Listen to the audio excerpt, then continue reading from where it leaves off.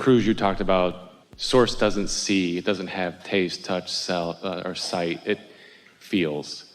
And that was really a mind-blowing thing for me, because I always felt like people were watching me, and I never understood that they were really only feeling me.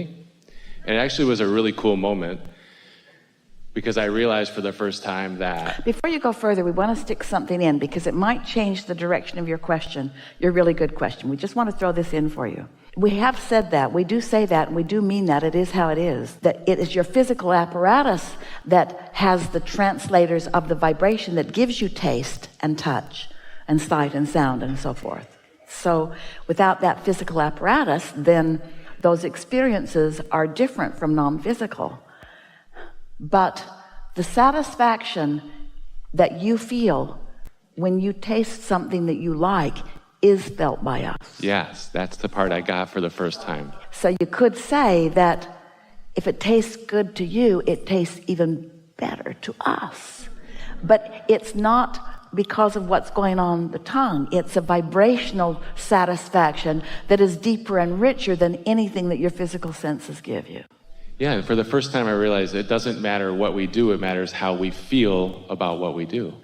And that's how that came together for me for the first time. And now, when you get out ahead of it by segment intending before you get there, can you understand the exponential ramifications of that? When you get some momentum going before you even get into that segment, when you get yourself tuned in and in the state of satisfaction before you meet up with that segment, we want to introduce this. We haven't talked about it here, and then we want to hear you completely. It applies completely to where you're going. As we said earlier, we've been talking about segment intending right from the beginning with Jerry and Esther. And Esther had an impression that what segment intending meant was, I'm going to get in my car and I'm going to intend safety to the next place. And I'm going to get in my car and I'm going to intend open traffic, things like that, which we were in agreement with. That wasn't something that we weren't encouraging her to think. But her impression still was, I'm going to hook into the source energy and then I'm going to blast it into my future segment and I'm going to get it ready for me. I'm going to change it so that when I get there, I'll like it. And not only will it change for me, it'll change for anybody else that goes anywhere I go. I'm fixing that segment. You all come along. I've cleared the way. That's kind of the way Esther was looking at it.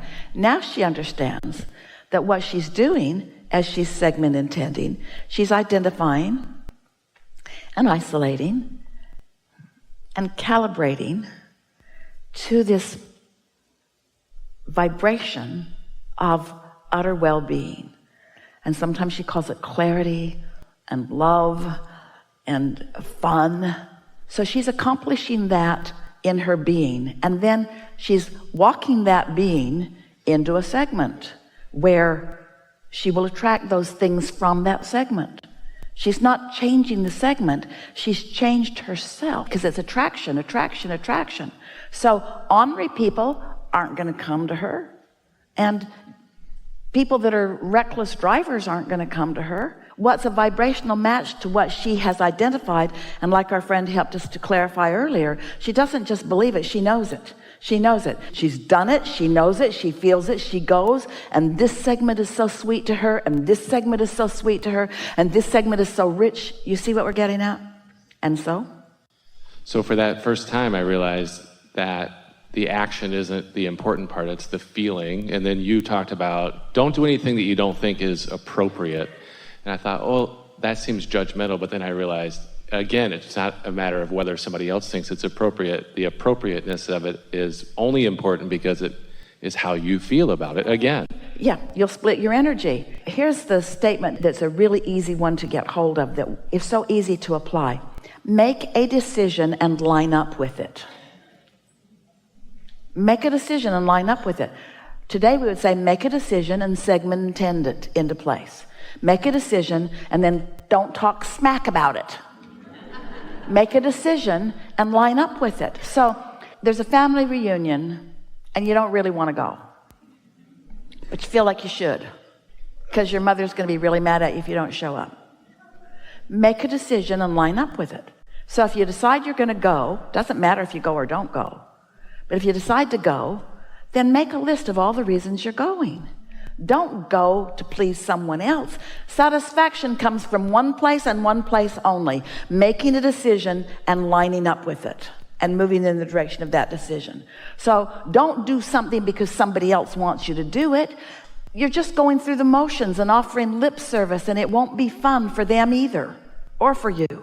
But if you say, I'm going, and I'm going to like going, and I'm going to think about it until I find that vibrational resonance with it, and then you've lined up with it, now you're taking yourself into this environment, a new you, into this environment where you're going to have a whole series of experiences like you've never had before. It's going to be a very unusual family reunion, because they are going to find a person that they have not met before.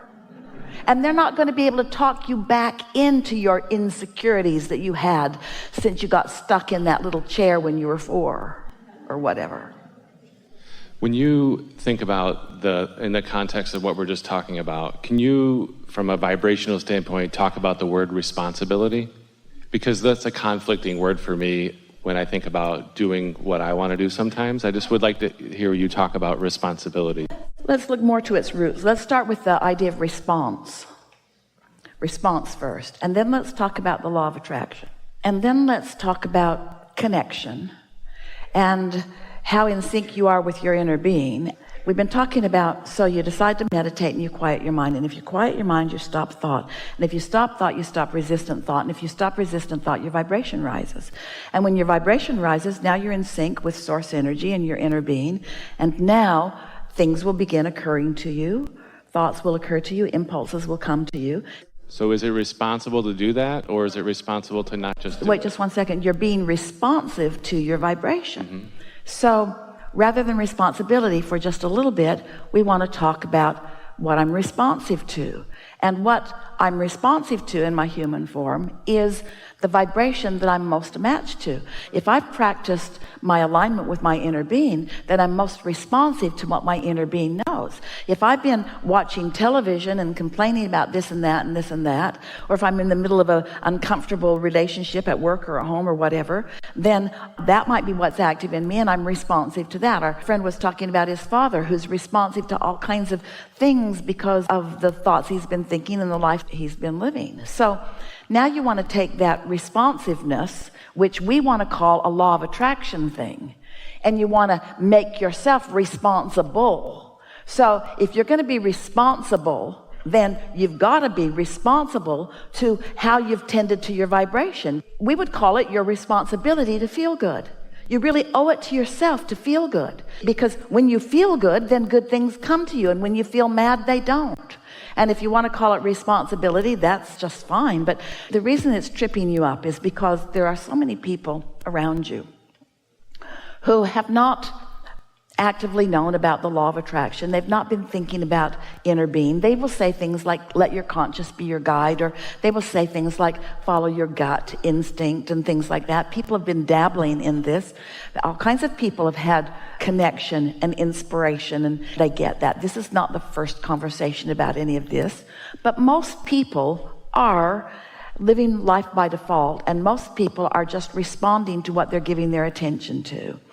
And so then there are those who decide they're going to lead someone, lead a child, or even lead a mate, or lead a group of people who are working for you, or lead a team.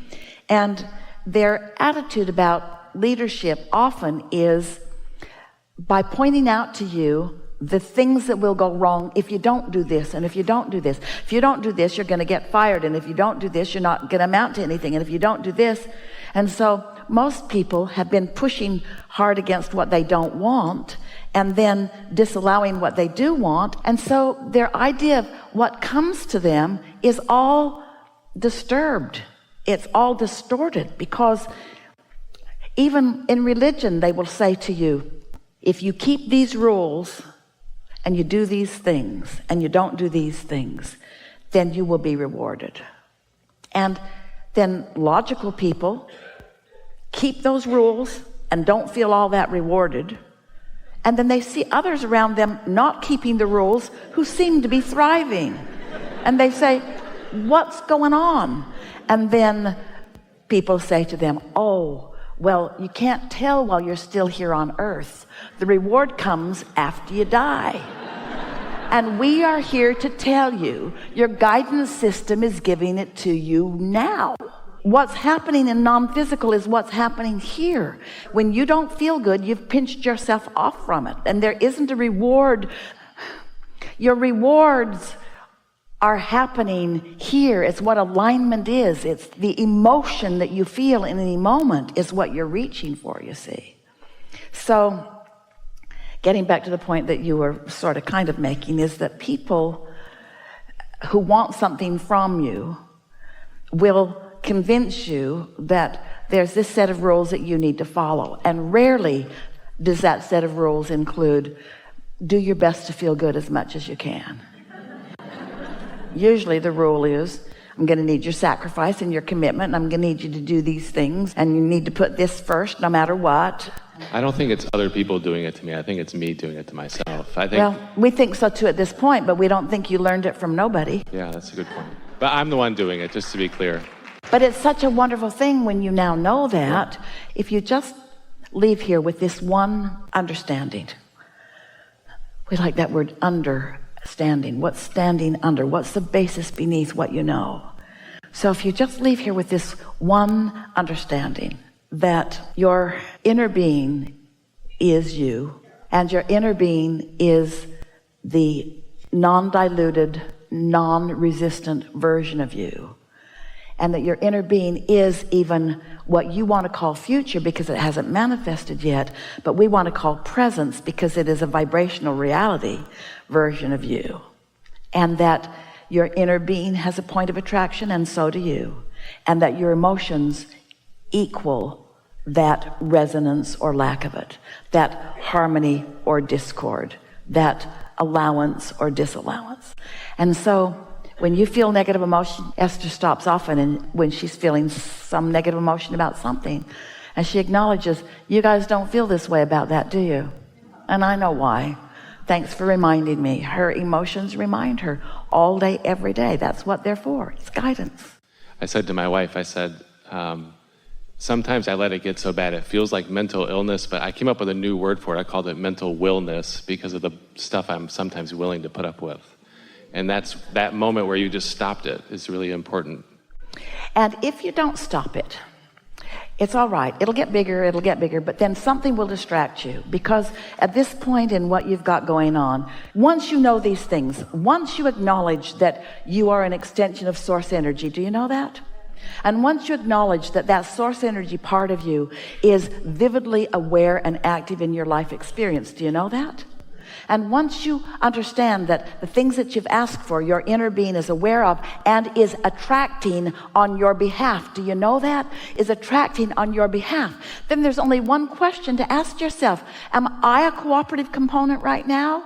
And if you got negative emotion going on, the answer is no, not right now. It doesn't mean no, not ever. No, not right now. Not while I feel like this. And if you're frisky and feeling full of fun and you're loving life, then you're letting it in, you're letting it in, and you're letting it in. And before you know it, you start really noticing the difference. You can feel when you're in the flow and when you're not. And the most important thing that your inner beings want us to convey to you is that when you're not in the flow, it's okay. Because your negative emotion about yourself could only exist because your inner being isn't having any negative emotion about you. If your inner being were as mad at you as you are, you wouldn't feel mad. Doesn't that make sense? It's the fact that your inner being knows that all is well and you don't that makes you feel bad. It's that your inner being knows that you are wonderful and you don't that makes you feel bad. Sort of makes you appreciate that discord, doesn't it? Ooh, my inner being must really love me because I'm feeling real bad right now.